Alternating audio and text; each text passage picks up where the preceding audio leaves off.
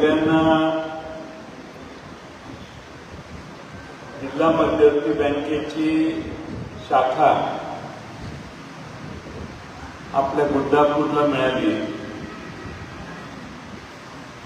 आणि इथल्या भाविकांची, इथल्या शेतकऱ्यांची, इथल्या व्यापार उद्यमासाठी इथं येणाऱ्या जाणाऱ्या सगळ्यांची एक उत्तम व्यवस्था त्या ठिकाणी निर्माण झाली.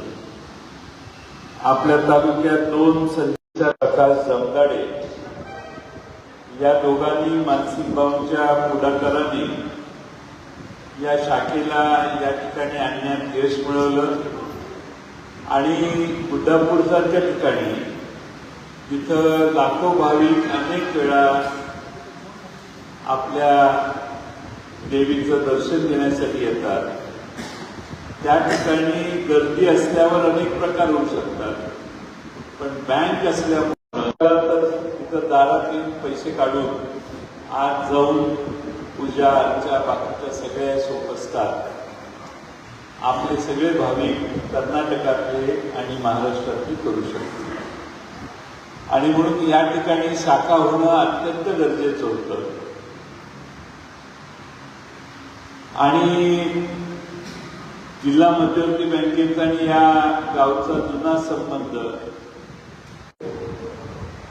ते आपल्या जिल्हा मध्यवर्ती बँकेचे तुमचे चुलते ते जिल्हा मध्यवर्ती बँकेचे संचालक होते गुलाबराव पाटील साहेब असतानापासून.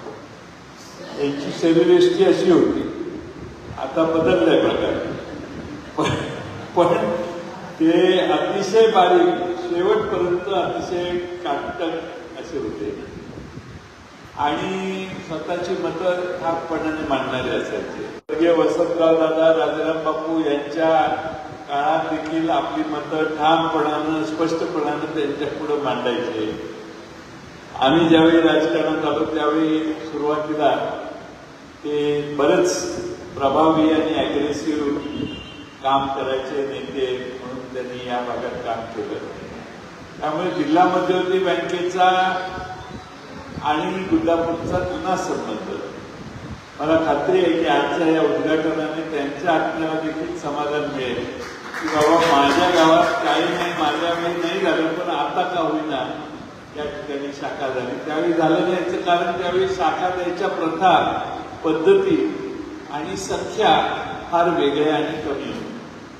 त्यामुळं आज जास्त मुबलक शाखा काढण्याचं धोरण आपल्या बँकेचं, रिझर्व्ह बँकेचं असल्यामुळं लोकांची सोय बघण्याचं काम यात होतंय. सांगली जिल्हा मध्यवर्ती बँकेत मित्रांनो 10,000 कोटीपेक्षा जास्त ठेवी झालेल्या. मागच्या काही महिन्यापासून या बँकेचा शताब्दी सोहळा चालू आहे आणि शताब्दी सोहळ्यामध्ये या बँकेने 10,000 कोटी रुपयाचा टप्पा गाठलेला आहे.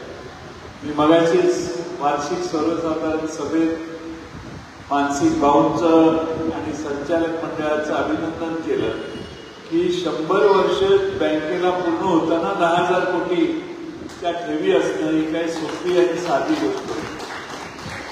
आणि मागच्या 5 वर्षात या बँकेने एवढी नेत्रदीपक कारकीर्द दाखवलेली आहे, प्रगती देखील केलेली आहे. सांगली, सातारा, कोल्हापूर, सोलापूर, पुणे, नगर या सगळ्यांपेक्षा आपल्या बँकेचा कामगिरी ही उठावदार आणि पुढं गेलेली आहे.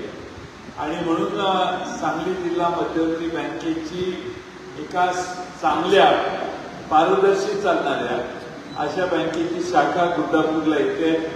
गुड्डापूरचे सरपंच, गुड्डापूरचे सोसायटीचे चेअरमन आणि गावातले सगळेच यांनी या बँकेचं, शाखेचं स्वागत केलंय. जागा आज छोटी आहे, पण जसा बिझनेस वाढेल तसं हळूहळू आणखी मोठ्या जागेतही आपल्याला जाता येईल.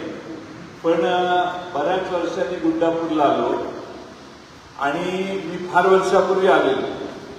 त्याच्यात आणि आजच्या गुड्डापूरच्या देवस्थानामध्ये आमूलाग्र बदल झालेला आहे.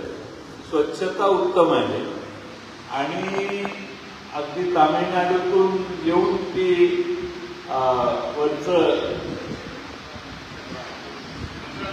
मंदिराचा दाराच्या वर जे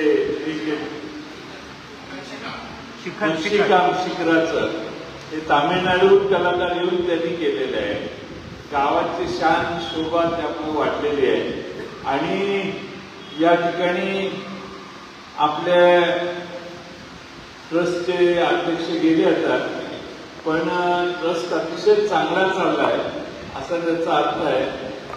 दर्शनाची भाविकांची सोय व्यवस्थित केलेली आहे.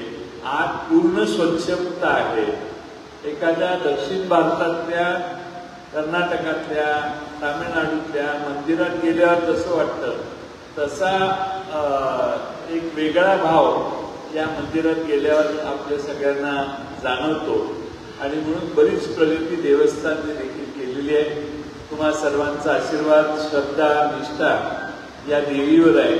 देवीच्या आशीर्वादाने गुंडापूरची प्रगती होताना ही आजची सांगली जिल्हा मध्यवर्ती बँकेची शाखा तुम्हाला प्रत्येक वेळेला मदत करत राहील, पाठिंबा देत राहील आणि तुमच्या प्रगतीत सहभागी होईल एवढाच विश्वास या निमित्तानं व्यक्त करतो. विलासराव जगताप साहेब पुढं 3 कार्यक्रम असल्यामुळे स्वतःच म्हटले की तुम्ही तिघच बोला. अजून पुढं 3 सोसायट्या नव्या निघाल्या आहेत.